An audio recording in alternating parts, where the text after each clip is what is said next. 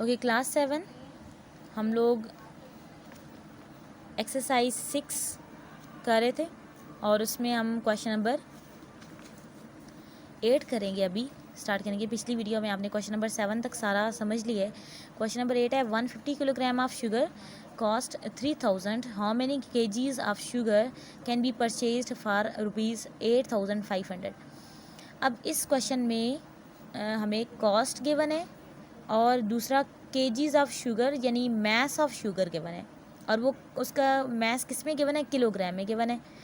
सो अब हमने right side पे कौन सी चीज़ रखनी है, लेफ़्ट साइड पे क्या रखनी है, how many kilograms of sugar है, it means mass of sugar हमने फाइंड करना है। सो ये राइट साइड पे लिखा जाएगा और जो उसकी कॉस्ट होगी ऑब्वियसली वो लेफ़्ट साइड पे ऑटोमेटिकली आ जाएगी।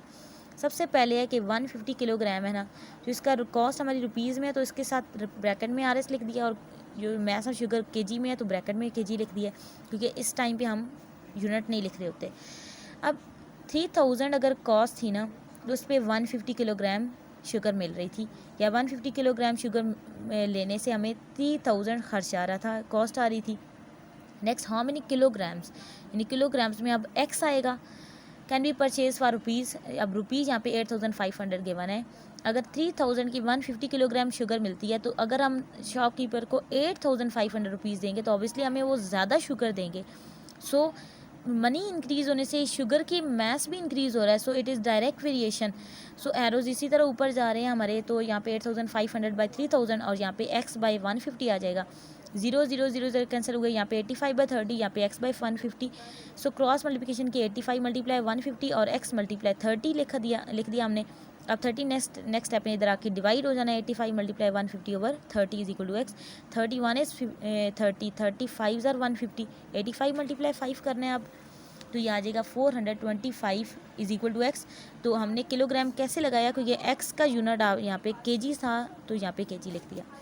नेक्स्ट क्वेश्चन नंबर 9 है, if 7 sheets of paper weigh 28 grams, calculate how many sheets of this same paper would weigh 2.5 kilogram. Sheets of paper हैं और अगर 7 शीट्स ऑफ पेपर हैं तो उनका वेट कितना आ रहा है, 28 ग्राम्स आ रहा है। ठीक है, क्योंकि sheet of paper very small और उनकी जो थिकनेस होती है बहुत कम होती है। सो उनका ग्राम्स में हमें मैस गिवन है, वेट उनका गिवन है।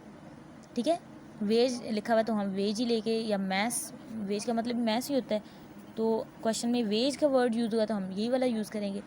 नेक्स्ट है हाउ मैनी शीट्स, जो शीट्स हमें चेक कर रही है ना, शीट्स हमें राइट साइड पे रखनी होगी और वेज लेफ़्ट साइड पे। लेकिन एक मसला यहाँ पे क्या आया कि यहाँ पे जो वेज बताया गया वो 28 ग्राम्स, जबकि नेक्स्ट में हमें 2.5 किलोग्राम बताएगा। सो वेरिएशन, या ये हमारे जो प्रोपोर्शन मेथड है या यूनिटेड मेथड भी अगर इवन होता तो हमें क्या करना होता कि पहले इनके यूनिट सेम बनाने होते। तो 2.5 किलोग्राम को ग्राम में चेंज कर रही हूँ इन ग्राम्स, ग्राम्स के लिए जस्ट जी भी यूज़ हो सकता है। सो विच इज़ इक्वल टू 2.5 को मल्टीप्लाई 1000 करेंगे तब वो ग्राम्स में आएगा। 2.5 मल्टीप्लाई 1000 किया तो 2500 ग्राम्स आ गया। नो, अब हमने प्रोपोर्शन मेथड स्टार्ट कर दिया। वेज इन ग्राम और शीट्स हमने फाइंड करनी, तो राइट साइड पे लिया। अब 28 ग्राम्स था तो शीट 7 थी, 2500 ग्राम्स यहाँ पे अब ये वाला आ गया ना, 2500 ग्राम्स में अगर वेज होगा तो हमने चेक करना है कि शीट्स कितनी है। एक्स यहाँ पे रखा। ऑब्वियसली जब वेट ज़्यादा होगा तो वेट ज़्यादा क्यों होगा, 28 वेट था ग्राम्स में तो शीट 7 थी। वेट अगर ज़्यादा है हमारे पास, 2500 ग्राम्स वेट है तो ऑब्वियसली हमारी शीट्स ज़्यादा पड़ी हुई है ना, तभी उनका वेट ज़्यादा आया है।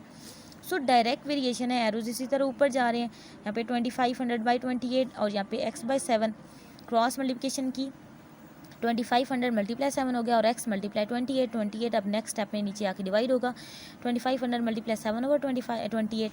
अब 7 1 is 7, 7 4 ज़ा 28 होता है, तो 2500 divide 4 is equal to X. जब इसको डिवाइड किया तो 625 is equal to X. So X क्या था, शीट्स थी ना, सो 625 शीट्स, यानी ये जो 2500 ग्राम्स वेट था वो 625 शीट्स पड़ी हुई थी पेपर की, उनका वेट था। Next question number 10, a car travels 44 kilometre on 5 litres of petrol, how far would it travel on 48 litres of petrol. Next इस क्वेश्चन में हमें हाउ फार या अ कार ट्रेवल्स, इसका मतलब है वो डिस्टेंस कवर करती है। कार अगर चलती है तो वो डिस्टेंस कवर करती है। अब डिस्टेंस का यूनिट होता है किलोमीटर, यहाँ पे हमें गिवन है, और नेक्स्ट वाले में भी हमें जो किलोमीटर नेक्स्ट हमने फाइंड करने होंगे। सो नेक्स्ट स्टार्ट पे हमें 44 किलोमीटर बताया गया कि वो 5 लीटर्स ऑफ पेट्रोल यूज़ करके कार उसका कंज्यूम करती है, तो डिस्टेंस 44 किलोमीटर का तय कर लेती है। सो हमने पेट्रोल को लेफ़्ट साइड पे लिखा और लीटर्स में हमें पेट्रोल गिवन है, और डिस्टेंस हमारा किलोमीटर में है तो राइट साइड पे लिखा। और राइट साइड पे लिखने की दूसरी वजह ये थी कि how far would it travel, कि वो कितना फासला तय कर लेगी ऑन 48 लीटर्स ऑफ पेट्रोल। अगर पेट्रोल हमें 48 लीटर्स, उसकी जो टैंक होता है कार का, उसके अंदर जहाँ पे पेट्रोल रखा जाता है, सेव किया जाता है कार के लिए, उसके अंदर अगर 48 लीटर्स हों तो कितना डिस्टेंस कवर करेगी, हमें ये चेक करना है। सो पेट्रोल इन लीटर्स और डिस्टेंस इन किलोमीटर, हमने लिखा 5 लीटर पेट्रोल था तो 44 किलोमीटर डिस्टेंस था। अब 48 लीटर्स ऑफ पेट्रोल है तो हमने डिस्टेंस चेक करना है, यहाँ पे हमने कहा कि वो x था। सो 48 लीटर, अगर पेट्रोल ज़्यादा हमारे पास पड़ा है तो हमारे पास ज़्यादा एबिलिटी है कि हम ज़्यादा से ज़्यादा डिस्टेंस कवर करें। So it is in direct variation, so arrow हमारे ऊपर जा रहे हैं। 48/5 is equal to x by 44। By cross multiplication 48 multiply 44 होगा और x मल्टीप्लाई 5। नेक्स्ट स्टेप में 5 नहीं, इधर आके डिवाइड हो जाना है। 48 मल्टीप्लाई 44 ओवर 5। 48 मल्टीप्लाई 44 का क्रॉस कटिंग नहीं हो रही थी तो टॉप के नंबर्स को मल्टीप्लाई किया तो 2112 आ गया बाई 5।